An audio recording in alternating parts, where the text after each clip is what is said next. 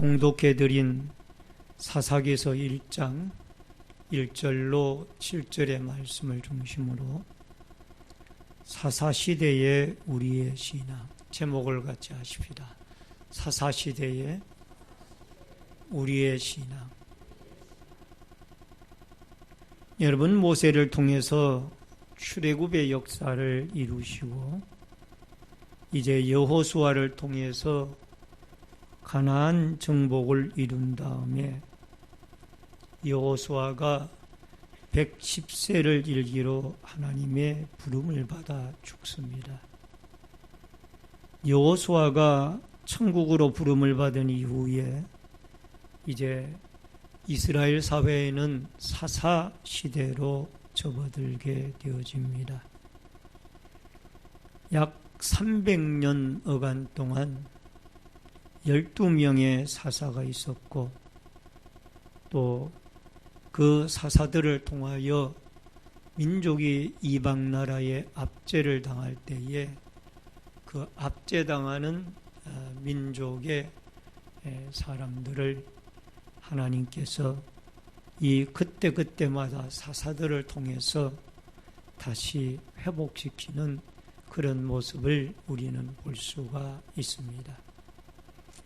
그런데 중요한 것 가운데 하나는 이 여호수아가 죽은 이후에 여러분 사사기서 1장 1절은 여호수아가 죽었다라는 말씀으로 시작을 하고 여호수아의 이 사사기의 마지막 장인 21장 25절에는 그때에 이스라엘에 왕이 없으므로 사람이 각기 자기의 소견에 옳은 대로 행하였더라 라는 말씀이 나옵니다. 그러니까 이 사사기 1장에 여호수아가 죽고 사사기 마지막 장 마지막 절에 사람들의 왕이 없으므로 자기의 소견에 옳은 대로 행하였더라. 그러면은 이 사사기 시대가 얼마나 신앙적으로 영적으로 타락되어진 암울한 시대였던가를 우리에게 말씀을 해주고 있습니다. 여러분, 여호수아가 지도자로 있을 때와 그 죽은 후에는 사사시대에 그야말로 암흑의 어두운 시대가 드리웠다라는 것을 한마디로 표현하고 있습니다. 여러분, 모세를 통해서 이스라엘의 400년여간 동안 종살이를 하고 고생을 하던 이스라엘 백성들에게 하나님께서 바로 임금 앞에서 10가지의 재앙을 일으키고 그 10가지의 재앙이 있은 뒤에 그 다음에 중요한 것 가운데 하나가 광야 생활을 약 40년 동안 일구어 나아가는 과정에서 모세는 지도자로서 하나님의 뜻을 받들어 훌륭하게 이스라엘 백성들을 이끌어 나아갑니다.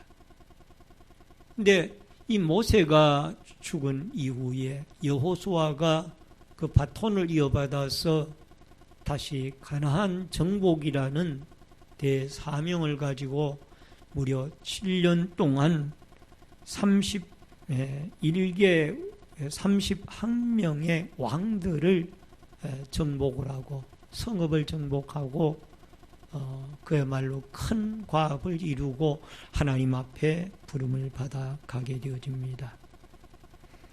여러분, 이 사사기는 이 가나안 정복의 여호수아 시대와 또 왕이 등장을 하는 사무엘서 사이에 끼어 있는 시대가 사사기의 시대입니다. 여러분, 이 사사는 백성들의 한 지도자나 다름이 없는데 여러분, 뚜렷한 한 명의 지도자로 나라를 이끌지 아니하고 한 명이 사사로 부름을 받았다가 죽은 뒤에는 또 백성들이 타락을 하고 또 다른 사사를 일으켜서 이 이웃나라에 압제당하고 타락한 이스라엘을 구원시키고, 여러분, 이 모든 일들이 이 사사기 속에 기록이 되어져 있습니다.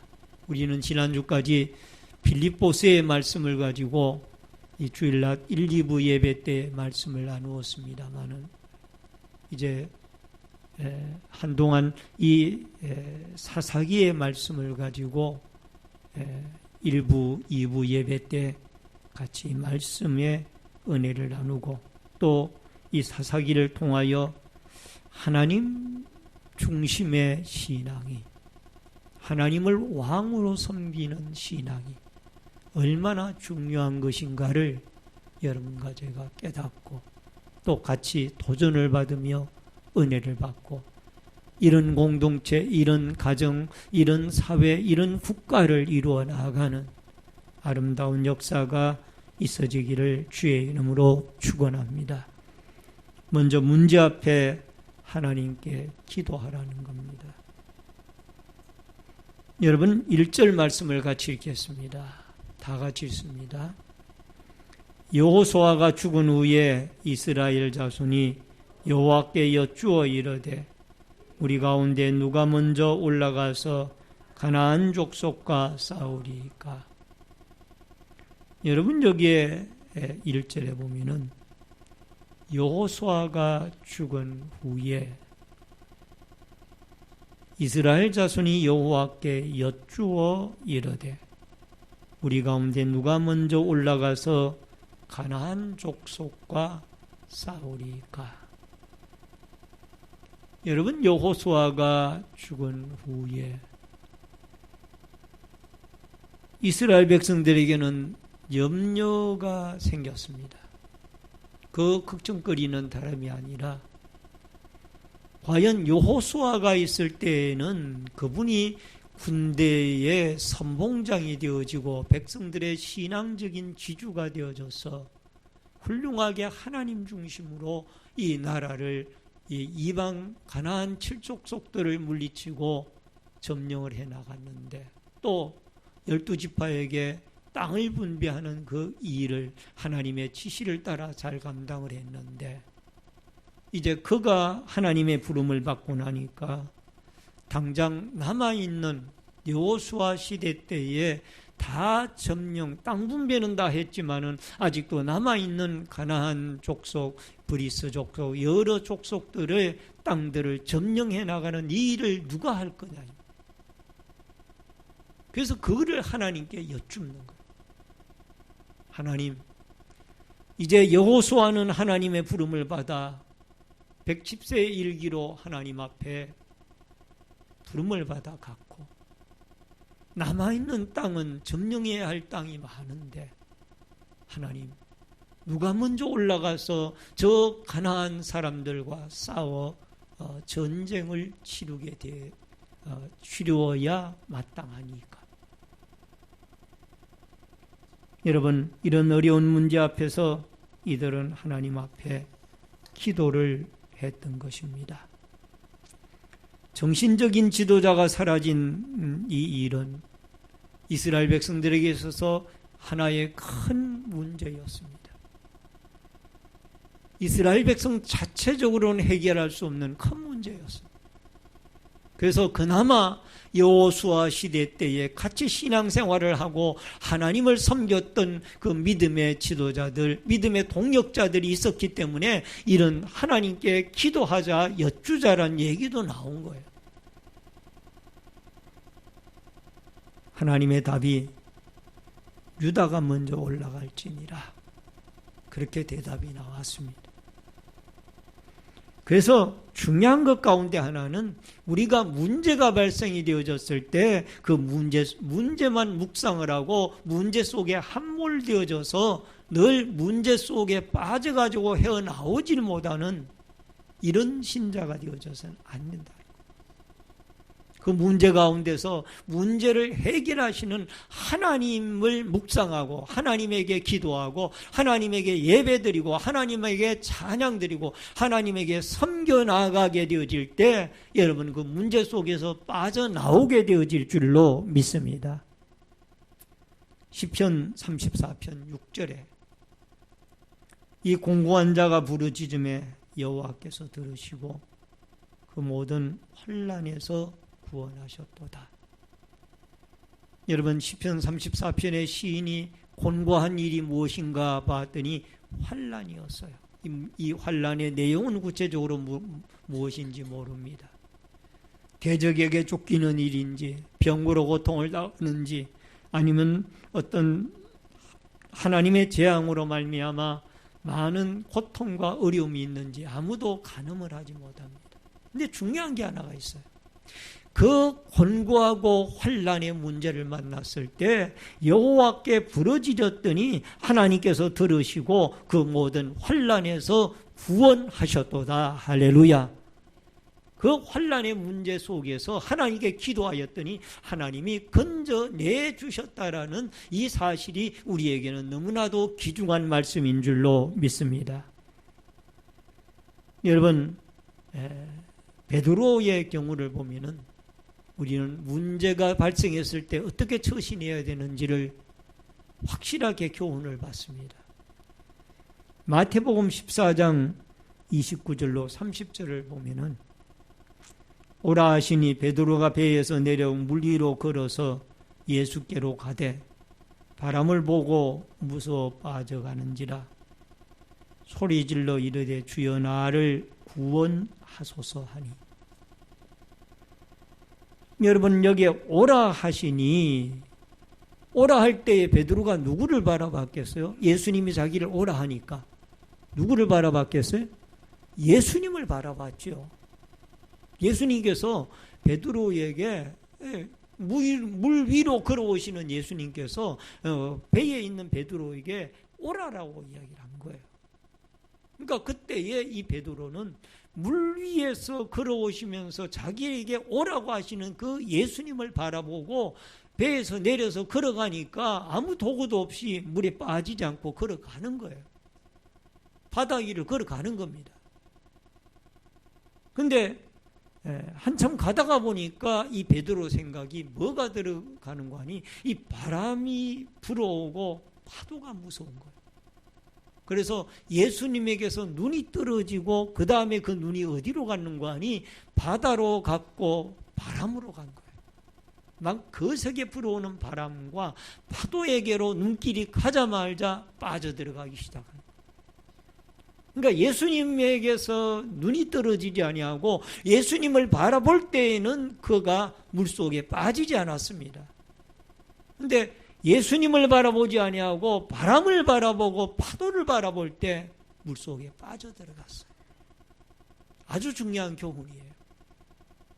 문제를 바라보면은 그 속에 빠져들어간다. 그 문제를 묵상하지 말고 아무리 힘들고 어려워도 나에게 당면한 그 문제를 묵상하지 말고 그 문제보다 뛰어나신 전능자 하나님을 바라보고 우리의 구세주 예수 그리스도를 바라보게 되어질 때 여러분과 저는 그 고통과 고난에서 일어나게 되어지고 문제에서 빠져나오게 되어지는 이 구원의 은총의 역사가 있게 되어질 줄로 믿습니다. 여러분 동영상 가운데 새벽을 보게 될 겁니다. 그 새벽은 물론 하나님이라는 용어는 안 나옵니다만은 고통이 오히려 기회가 되어지는 중요한 교훈을 얻을 수 있는 동영상입니다. 잠깐 우리 동영상 보시고 계속해서 말씀을 나누도록 하겠습니다.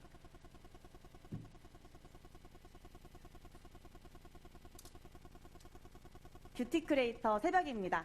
유튜브에 뷰티 관련한 컨텐츠를 만들어서 올리는 일을 하고 있고요. 제가 이 일을 2014년부터 시작을 했어요. 엄청 뭐랄까 열심히 오랫동안 하다 보니까 저는 그때 꽤 잘 나갔었던 것 같아요. 되게 멋있는 영상도 많이 만들고요. 그리고 이렇게 브랜드의 초청으로 해외 스케줄이 엄청 빡빡했어요. 매일매일 정말 바쁜 나날을 보냈답니다. 그런데 아마 아시는 분들은 아실 거예요. 제가 정말 친한 지인분의 제안으로 동업을 시작하게 됩니다. 근데 이제 동업을 하는 과정에서 좀 문제가 생겼어요. 제가 그 과정에서 엄청나게 큰 상처를 많이 받았었거든요. 그 일로 인해서 엄청나게 심한 악플에 시달리게 됩니다. 그 중에 이런 악플이 있었어요. 너 같은 B는 사회의 암적인 존재야. 내가 정말 사회의 암적인 존재인가? 엄청나게 큰 자괴감에 빠지게 되었는데요. 그래서 우울증과 대인기피증이 아주 심하게 왔었습니다. 이제는 죽고 싶었었어요. 그래가지고 약간 죽음을 계획을 하기 시작합니다. 그때 제가 정말 강하다는 거를 저는 알았어요. 과거를 생각하면은 저는 정말 많이 강했던 사람이었던 것 같아요. 대학교 때 집이 좀 많이 힘들었었어요. 그래서 언니랑 엄청 작은 방에 살면서 혼자 힘으로 모든 걸 다 해내야 될 때가 있었습니다. 당시에 제가 안 해본 아르바이트가 없거든요.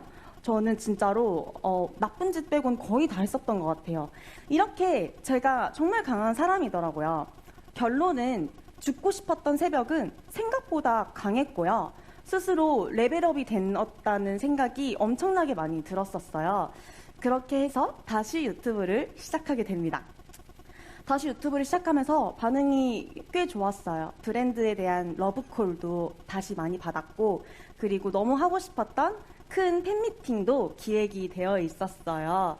그런데 갑자기 쇄골이 이쪽이 막 붓더니 기침이 미친 듯이 나기 시작을 하는 거예요. 그래서 저는 폐렴인 줄 알았어요. 제가 내가 폐렴에 걸렸구나 하고 병원에 갔는데 의사가 이런 말을 해요. 심장과 폐 사이에 8cm, 지름 8cm의 종양이 있고 그 종양이 자꾸 폐를 눌러서 기침이 나오는 거다. 너무 웃기게도 사회의 암적인 존재였던 저는 진짜로 암에 걸리게 되었습니다. 저한테는 그 상황 자체가 너무너무 황당했었거든요. 너는 진짜 너 같은 관종은 무덤에 들어갈 때도 브이로그 찍어라. 이런 말도 하고요. 너 저 거짓말 아니야? 관심 끌려고 그러는 거 아니야? 라고 하는 댓글도 있었고요. 야, 무슨 암 환자가 무슨 유튜브야. 야, 치료나 해. 무슨 화장이야. 이렇게 좀 안 좋게 보는 사람들도 있었어요. 근데 제가 왜 숨어요? 암이 잘못한 것도 아니고 제가 죄 지은 것도 아니고 제가 부끄러울 짓 한 게 하나도 없는데 내가 왜 숨어야 하나요? 암이 되게 저에게 안 좋은 것만 준 건 아니에요. 예쁘죠? 이게 원래 저의 스타일이에요. 근데 저는 진짜로 이렇게 대머리 뷰티 유튜버가 되었습니다. 그런데 말이죠. 이게 저에게 정말 큰 기회를 가져다 줬어요. 저의 스타일의 스펙트럼을 말도 안 되게 이렇게 넓혀놨거든요. 뷰티 유튜버 새벽이 이런 스타일의 스크래치를 내고 이런 걸 상상이나 했겠어요? 저도 상상을 못했거든요. 근데 오늘 새밭이 나온다고 이렇게 한 줄 더 긋고요. 여기는 이렇게 별도 달았어요. 예쁘죠? 이렇게 저는 저의 스타일을 엄청나게 넓힐 수 있었습니다. 그리고 그뿐만 아니라 짠! 가발로 이런저런 스타일을 연출을 할 수 있다는 건 제가 이 직업을 하면서 엄청나게 큰 장점인 것 같아요. 네. 또 하나, 이건 정말 중요한 건데요. 제가 암에 걸리면서 저를 봐주시는 분들이 진짜 많아졌어요. 아시죠?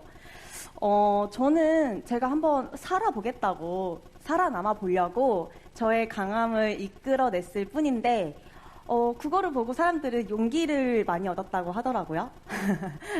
근데 이것조차 저는 저에게 상상을 하지 못했던 일이거든요. 제가 위기라는 녀석을 한번 깨보니까요. 거기에 기회라는 녀석이 있더라고요. 마지막으로 제가 이런 말씀을 꼭 드리고 싶었는데요. 저를 보면서 나는 안 강한데? 나는 고난이 왔을 때 포기하고 무너지고 실패했는데? 라고 생각하실 수 있을 것 같아요.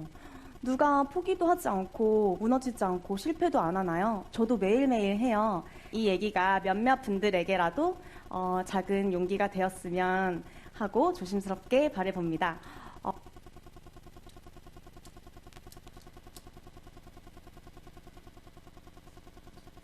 예, 새벽이라는 동영상을 통해서 많은 교훈이 되어졌을 줄 압니다.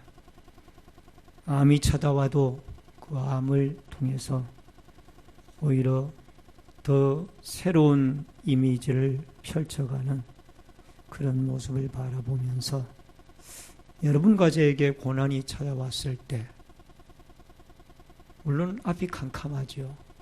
그러나 그 가운데서도 우리가 위기를 깨니까 기회가 나오더라 라는 그 말씀이 성경적인 이야기입니다.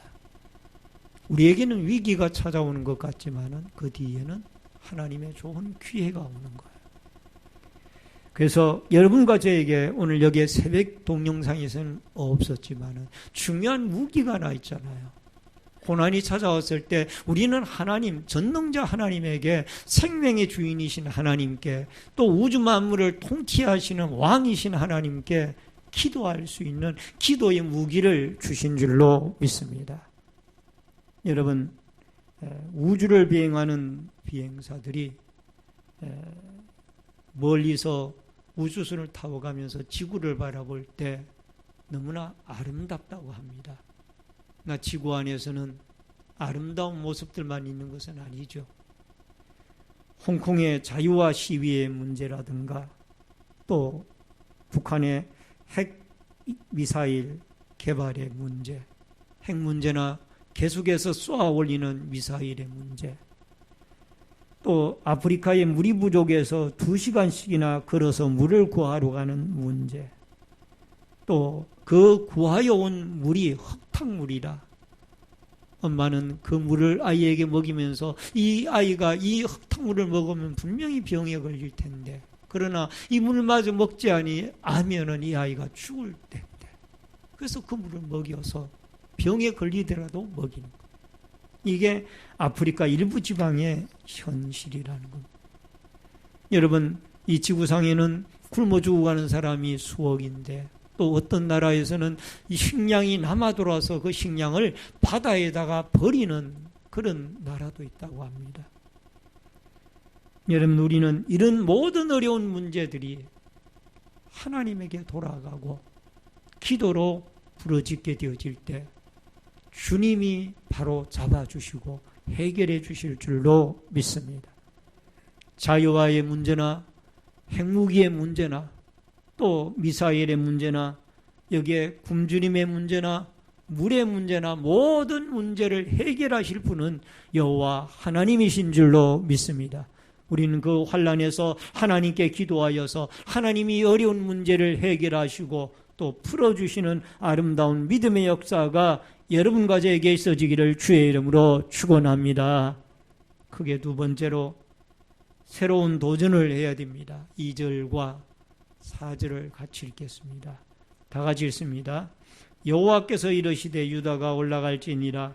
보라 내가 이 땅을 그의 손에 넘겨주었노라 하시니라.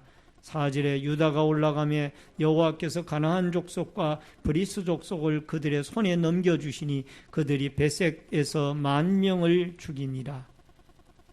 여러분, 여기에서 주목할 단어가 있습니다. 유다가 올라갈지니라. 물론 1절에서 이스라엘 백성들이 여호수아가 천국으로 부름을 받아간 이후에 하나님께 여쭈었죠. 누가 어떻게 이 가나안에 남아있는 사람들을 무찌르기 위해서 올라갑니까? 유다가 올라갈지니라.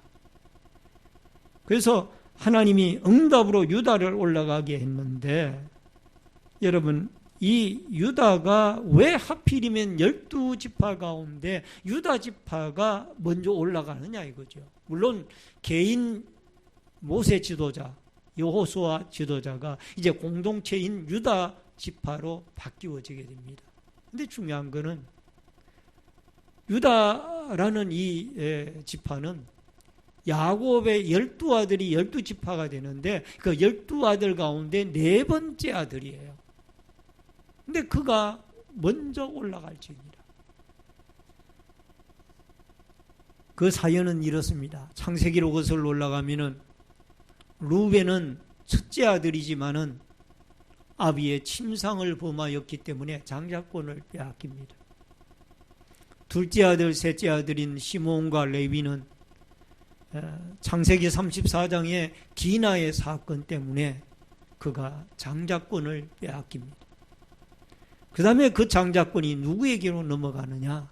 바로 넷째 아들인 유다에게로 넘어갑니다. 그럼 유다는 완벽하냐? 유다도 죄인이에요.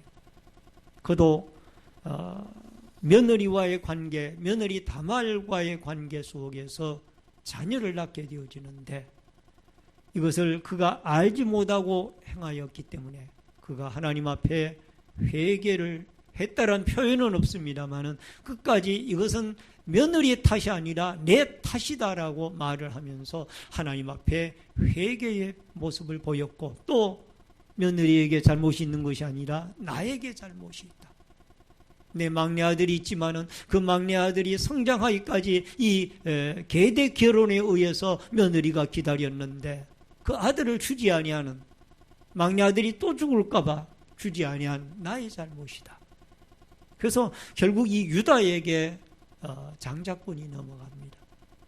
그래서 요셉이 애굽의 노예로 팔려갈 때에도 10명의 형들 가운데 유다는 요셉을 죽이거나 그를 파는 일에 대해서 반대를 했던 사람. 그리고 여러분 요셉이가 애굽의 국무총리가 되어져 있었을 때에 야곱이 이 고대 7년 기근으로 말미암아 양식이 있다라는 애굽으로 보내는데 애굽의 요셉은 국무총리가 되어져 있습니다. 형들을 알아봅니다. 그때 이 요셉은 형들에게 마지막으로 요구하죠. 당신들이 양식을 사가려면은 당신의 막내 동생 하나를 데리고 와라. 그래서 막내 동생이 베냐민이거든요. 여러분 우리가 알다시피 야곱에게는 4명의 부인이 있었는데 그 가운데 가장 사랑하는 아내가 라헬이었는데 라헬에게 2명의 자녀가 있었고 그 첫 11번째 아들인 요셉과 12번째 아들인 베냐민이에요. 이 요셉과 베냐민이 라헬의 자녀들인데 이 양식을 사러 가야 되는데 베냐민을 데리고 오라고 그랬는데 야곱이 절대 허락을 안 해요. 11번째 아들인 요셉은 죽었다라고 야곱은 알고 있고 그런데 마지막 남아있는 라헬의 소생인 이 베냐민까지 이제 길에서 어떤 일을 당하면은 내가 어떻게 편안히 천국으로 부름을 받아 가겠느냐.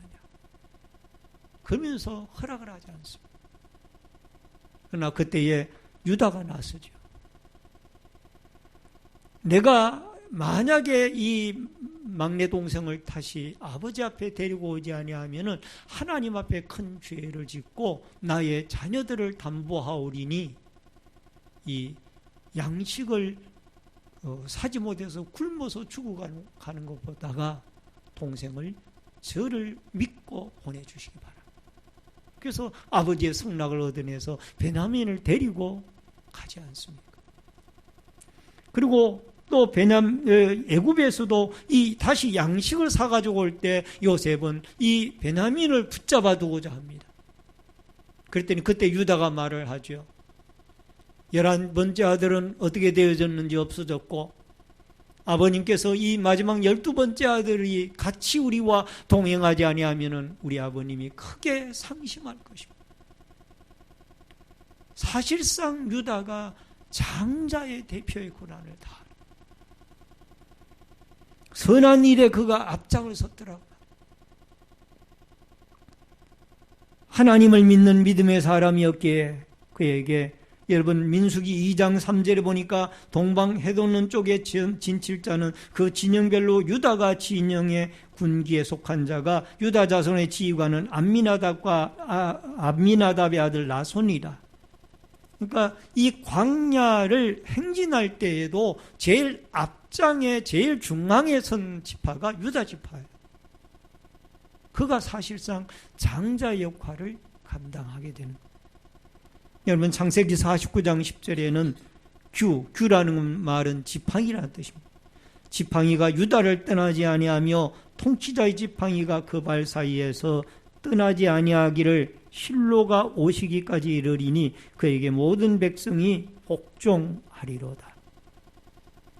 오늘 사랑하는 성도님 여러분, 유다라는 사람이 그도 우리와 똑같은 죄인이지만 그에게는 하나님이 용기를 주셨어요. 어떤 어려운 가운데서도 하나님 편에서 하나님의 앞에 올바르게 믿음으로 이 모든 일을 사리 있게 처리해 나가는 그런 지혜를 그에게 하나님이 주셨던 줄로 믿습니다. 나쁜 쪽으로 준 것이 아니라 하나님이 선한 쪽으로 그에게 사람을 살리는 쪽으로 그에게 지혜를 준 거예요. 믿음을 준 거예요. 오늘 사랑하는 성도님 여러분, 하나님은 살아계십니다. 우리는 사람을 두려워할 것이 아니라 하나님 앞에 사람을 살리는 일에, 이 아름다운 일에 여러분과 제가 담대히 나아가게 되어질 때 여호와의 능력의 손이 여러분과 저의 모든 하는 일과 또 하고자 하는 일들의 축복으로 함께해 주실 줄로 믿습니다. 그 다음에 마지막 세 번째로 동력이 필요합니다. 2절로 3절을 같이 읽겠습니다. 여호와께서 이르시되 유다가 올라갈지니라. 보라, 내가 이 땅을 그의 손에 넘겨주었노니 하시니라. 유다가 그의 형제 시므온에게 이르시되 내가 제비 뽑아 얻은 땅에 나와 함께 올라가서 가나안 사람과 싸우자. 그리하면 나도 내가 제비 뽑아 얻은 땅에 함께 가리라 하니 이에 시므온이 그와 함께 가니라. 아멘. 여러분, 이제 유다가 가나안 사람들을 멸하기 위해 올라가는데